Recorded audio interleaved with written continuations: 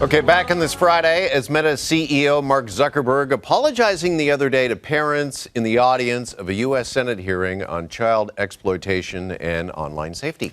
Zuckerberg, just one of many tech titans appearing before the committee. And joining us for more is tech expert Carmi Levy. Carmi, I know you were watching the hearing intently. What stood out to you after seeing the heads of these tech giants? What were your biggest takeaways? You know, these sessions are usually just dog and pony shows, Carolyn. I go into them with a healthy dose of cynicism. They're going to ask basic questions. How do you make money? What are your operations like? They don't dig, they don't push, they don't challenge, and nothing ever comes of them. It's really just designed to check a box on a political spreadsheet. This one was different. This one had parents in the room, families in the room of kids who had been harmed by exposure to these platforms, including families who lost kids to suicide. And so, you know, it changed the tone, it changed the tenor. I think it reinforced to the lawmakers that this stuff matters and it isn't just an exercise. People's lives hang in the balance here. So the questions were very challenging. There was a lot of anger. There was a lot of emotion. It was significantly more impactful than I've ever seen before. And certainly the lawmakers themselves didn't matter if you were Democrat or Republican. Lindsey Graham saying, I don't care what side of the aisle you're on. We've got to do something. You know, you've got blood on your hands. It was extraordinary. I've never seen this degree of fireworks. And I'd like to think that it's just enough. And certainly we don't have a new law today because of it. But I'd like to think it's just enough to get them to, after 20 years of social media, start to have that conversation, start to move the wheels in the right direction. Yeah, Carmi, there certainly were a lot of fireworks, a lot of harsh words for these tech leaders. In fact, one senator saying, quote, every parent with a kid under 13 is afraid of when their kid is old enough to be in social media. Why have these companies, why have they failed? Why has it taken so long when it comes to child safety online?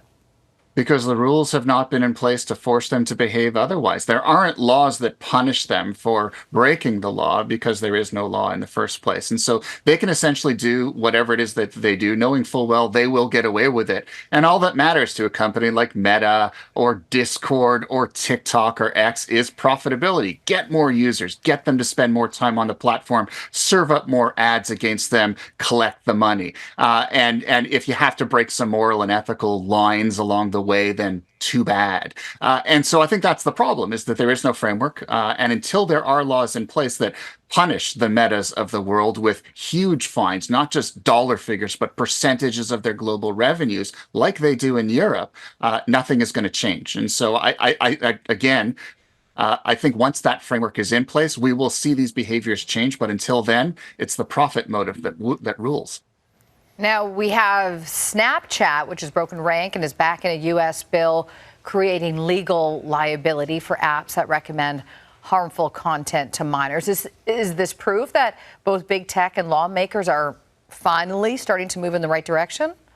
I think it is. I mean, we're not done yet. It's called the Kids Online Safety Act, and it's in the pipeline now, and hopefully it'll become law later this year. And even that, it isn't perfect, but it is an important first step. And I think it does show that big tech, the fact that Evan Spiegel sort of stepped forward on behalf of Snap and said he supports it and they will devote resources to making sure that they comply, that it's the best possible law that it can be. I think it's an important first step in big tech recognizing that they are part of the problem and they can't simply PR it away, that they can't simply say, well, we just introduced these new features, that's enough.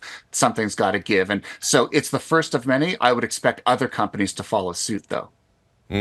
This, of course, is a big issue in our country as well, Carmi. BC recently became the 9th province to enact an Intimate Images Act, giving victims a way to regain control of their private images. How is Canada overall? How are we doing when it comes to online child safety and exploitation? I wish I could say we're doing everything we can, but it's clear we aren't. We have something called the National Strategy for the Protection of Children from Sexual Exploitation on the Internet. It's been around for 20 years, but it gets $20 million here, a few $1 million there. It's peanuts. It's a drop in the bucket, and ultimately they're just resources to help people navigate. There are no laws on the books that force proper behaviors from these platforms. There are no consequences for these kinds of violations. And so, we have some of the pieces in place. advice, but certainly not all of them. And I really wish Canada would look to the US as an example and say, hey, they've got a law on the way. We should do the same. It's not enough to have individual provinces going their own way. This is a global problem that demands global solutions and laws at a national level to ensure that they stick. Okay, we're going to have to leave it there, although we're going to continue this conversation on Parenting Playbook on Monday with kids and screens. Carmi, thank you so much for this update. So great being here, guys. Thanks.